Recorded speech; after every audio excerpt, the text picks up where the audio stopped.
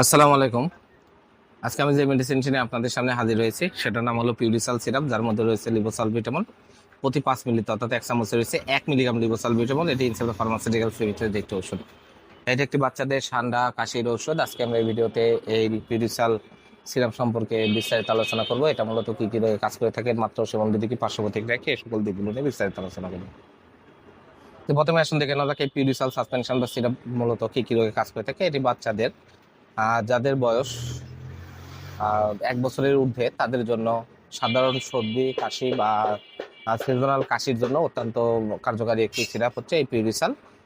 এটি বাচ্চাদের এয়ারওয়েজ ডিজিজের চিকিৎসা এবং প্রতিরোধের জন্য নির্দেশিত। যাদের শ্বাসকষ্টজনিত কাশি রয়েছে তাদের জন্য অত্যন্ত উপকারী একটি সিরাপ হচ্ছে এই পিউরিসাল সিরাপ। এবার আসুন দেখে নেওয়া যাক এর মাত্রা ও সেবন বিধি কি। এটি শিশুদের জন্য যাদের বয়স 1 বছরের ঊর্ধ্বে তাদের জন্য আপনারা ডাক্তারের পরামর্শ অনুযায়ী 1 চামচ করে 2 বেলা করে আপনারা সেবন করাতে পারবেন। আর অবশ্যই ডাক্তারের পরামর্শ গ্রহণ করে ওষুধটি সেবন করাতে হবে।